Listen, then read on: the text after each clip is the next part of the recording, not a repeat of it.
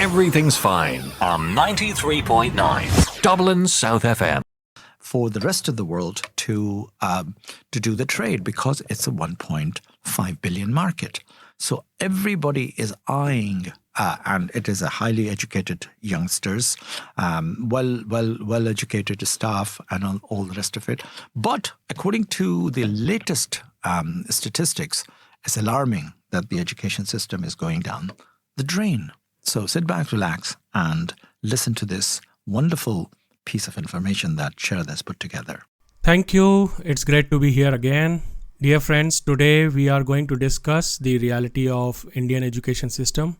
There are many points which have been discussed in the current session of the parliament about the reality of the Indian education, and the picture that emerges is not so rosy. If you combine the education system of India with the current economics, with the current situation of employment, altogether there seems to be a serious misalignment of objectives and intentions.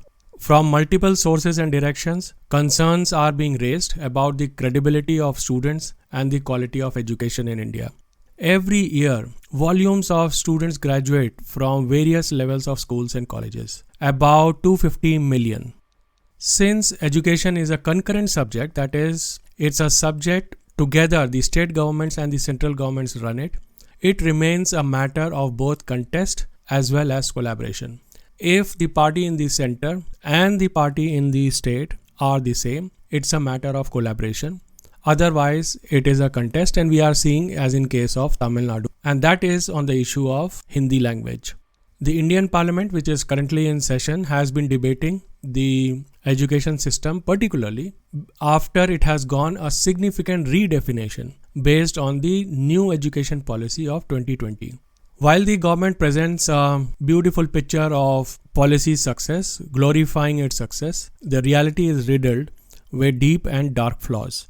The new education policy may look good on paper, showing lots of shiny results, but when it comes to administration and governance, there are failures comparable to those seen in underdeveloped nations. Certainly not one would expect from the country aspiring to be a developed nation within the next 2 decades. So we are talking about Viksit Bharat, and these kind of failures are catastrophic. There are policy debates regarding communal bias as well as allegations of overriding the contributions of Nehruvian model of education. The backdrop is that current success of entrepreneurs, of engineers, doctors, scientists across the globe, they were the product of Nehruvian model of education. And now that is being overridden as defunct.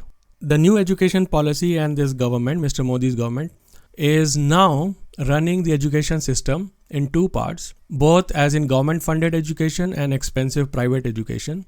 Private education similar to the American model where education is treated as a commodity. You pay and you get education. But the dropout rate, though it has marginally improved, they still stand at a staggering 5.4 million, 54 lakh over last 2 years. And in states like Rajasthan and Uttar Pradesh, the dropout numbers are 900,000 and 750,000. Even in Gujarat, which is considered as Mr. Modi's model of development, there are 130,000 dropouts in last 2 years. So these are school dropouts. And if you see in contrast, not a political statement here, but if you see the in contrast, Delhi, where the education is of high quality, it's free, and it is on the agenda of the government, the dropout rate in entire Delhi is just 7,000. So there is a case to understand whether the central government's approach to the national education policy versus what they have done in Delhi.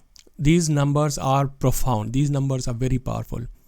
Look at the national level. India has around 25 crore, 250 million students with 40 million in higher education. So 4 crore students are in higher education. And overall, if you see, the dropout rate is nearly 25%. And this is unacceptable figure for a country whose constitution enshrines the right to education and equality.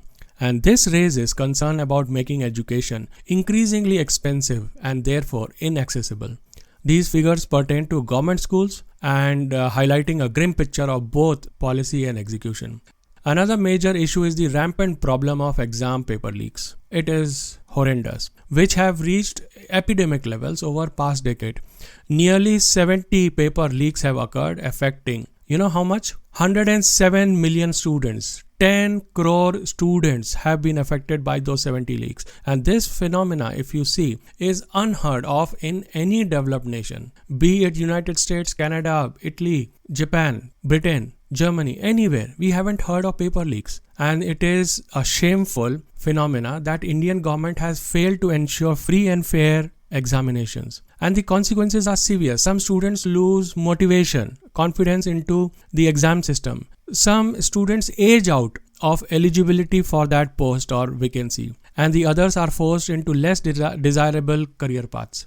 The trust in the fairness of the exam is eroding, obviously, and this is disastrous for both individual aspirations and overall credibility of a fair system.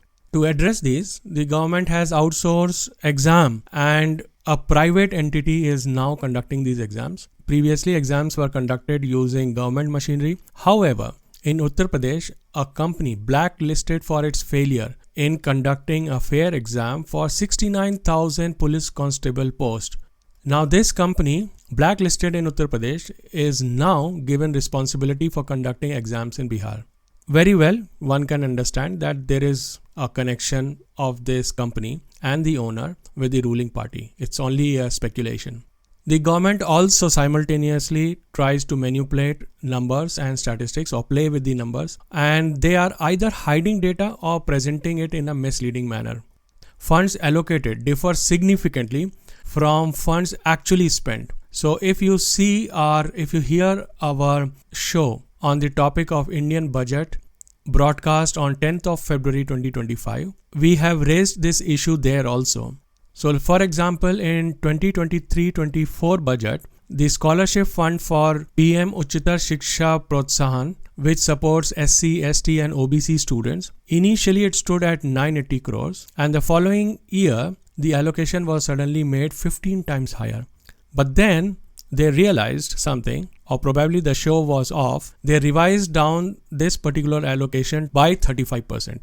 Now, similar reductions has been seen in Prime Minister's Rising India Scholarship Fund, other schemes like Samraga Shiksha, and most importantly, the midday meal scheme. And the pattern suggests that the funds are announced for publicity but remain largely unused. This is a trend. So like I said, midday meal scheme, this has been running for decades. It has been showing results, and it is seeing a funding cut about 2,000 crores. And this reduction directly affects underprivileged children who have to depend on the meals to come to school. A policy as significant as new education policy, which actually shapes the future of country's youth, should have been extensively debated in the parliament. However, when this policy was tabled in the parliament, no such discussion took place, amazingly. And one example, because it wasn't debated, the policy, though based on Kasturi Rangan Committee's draft report, but crucial measures like reading fluency at different levels of studentship, they were suspiciously removed. Here are some more numbers. In last decade, 90,000 government schools have been shut down. A critical question then arises, why are government-funded schools being closed while licenses for private schools are increasing? In Madhya Pradesh alone, where I belong, 30,000 schools have shut down, while 50,000 private school licenses have been issued. Meanwhile, in the same state, there is a shortage of 70,000 teachers in the government school, and there seems to be no effort in recruitment process. There are also allegations that these private schools are owned by business houses or politicians, and this raises serious concerns about corruption, conflict of interest, and crony capitalism. On the policy front, if you see, the NCERT, an institution that governs school syllabus, is facing allegations of tampering with textbooks, particularly concerning historical contents. But then there are some credits, huge credit to NCERT. They have made excellent strides in promoting 23 official languages, 22 plus English, and translated text into 104 local languages. But then accusations do persist. Ideally, NCERT should be an autonomous body. It should be out of the government influence. Kendriya Vidyalayas, which form the backbone of India's school education system, they too face severe teacher shortage. Out of 7,400 vacancies, 90% are filled by contract teachers. And of course, this would significantly impact education quality. The same problem persists in Navodaya schools also, where thousands of contract teachers are deployed. Now here comes the allegations. The allegation is that the contract teachers are handpicked, bypassing the formal process of recruitment, and they are handpicked based on the ideological leanings and in a process effectively infiltrating the education system with ruling party's ideology. So this is the allegation, serious allegation which has been put forward in this parliament. For example, in higher education, vacancies of vice chancellors in 10 central universities remain unfulfilled. Banaras Hindu University, the executive council has been rendered defunct, giving the vice chancellor emergency powers, and this is allegedly to promote right-wing ideology. Jawaharlal Nehru University, which has been in the center of controversy for at least 10 years now again, a premier institution for social science and humanities, including the foreign minister of India. He is a ex-student of Jawaharlal Nehru University. They have appointed a vice chancellor from an engineering background from IIT. And because of that, now a department of engineering has been introduced in Jawaharlal Nehru University. While just few kilometers away, IIT Delhi exists. So, an institution which is expert in its field of social science and humanities is now being diluted with a department way different, like engineering. We have all heard the stories about employment record of the IITs and IIM. The autonomy of IITs and IIM, which were regarded as temples of modern India, that is being compromised, leading to the decline in educational standards. The government is pushing for an American-style education model, making it more privatized. And in that direction, the government has established something called Higher Education Financing Authority. And this has effectively replaced the good old University Grants Commission. So the mechanism was that the universities received direct government grants from UGC, University Grant Commission. But under Higher Education Financing Authority, the universities must take loans, which in turn now is increasing the student fees and which in turn is discouraging higher education. Not only that, adding to the burden, the government has imposed 18% GST on government universities, treating them like profit-making institutions. Even basic educational materials like books and pencils are taxed on GST. Where will the country go with this kind of education system? Medical education also faces significant challenges. While the government plans to increase medical education capacity by 75,000 seats in this budget, 40 to 50% of the medical faculty post remains vacant. Look at the All India Institute of Medical Sciences, the premier medical institutes. They have over 2,000 unfulfilled positions. The situation is grim, both by infrastructure and by people. The medical system and overall the educational system is in bad shape. Although research publications have increased by 75% in the last decade, it remains unclear how many of these have meaningful impact through citations. Similarly, 82,000 patents have been filed. This is a success story the government is narrating. But then if you look at the numbers, only 45% of these 82,000 patents have been granted. But wait, out of that, only 9,000, so out of 82,000 patents filed from India, 9,000 belongs to Indians. And this suggests that many patents are filed from India but belong to foreign companies, foreign researchers. PhD enrollments have also risen to 250,000. But then, on the other side, about 1.5 million to 2.5 million, 15 lakh to 25 lakh students have left India for job and education abroad in the last decade. And as a consequence, billions of dollars are flowing out of country due to government's failure to meet students' aspirations and provide quality education. So all things put together, in summary, I would say, the government presents impressive statistics, wonderful success stories. In fact, one of the story about launching a mini satellite by the students of IIT Madras There are wonderful stories, but they are in bits and pieces. The ground reality overall across the landscape of the country is starkly different.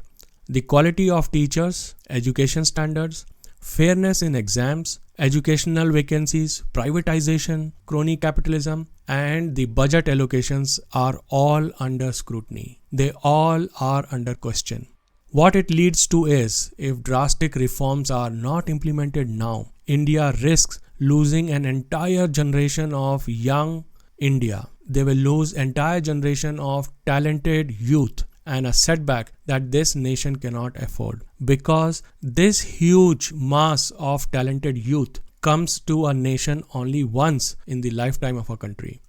With those thoughts, I leave you for next week. Stay informed, stay safe. Bye for now. I must, congratulate you. I must give you the loads of gratitude towards an alarming story that you put together about the Indian education system, the infrastructure of the universities, and what is going on there. You've dug up a gold there in terms of taking up, because I remember UGC, University Grant Commission, and all that is the source of body, and it was a geniusly set up education system that has proven to the world that Indian education system is so well in place that people who go abroad educated from the Indian education system do wonders, particularly the doctors, particularly the IT engineers, and all those people. All of that is going to be very, very, very difficult now. So this is going to be an interesting, take that what you have said. But then again, the world is still riding on the success story of Indian education system. Everything's fine on 93.9 Dublin South FM.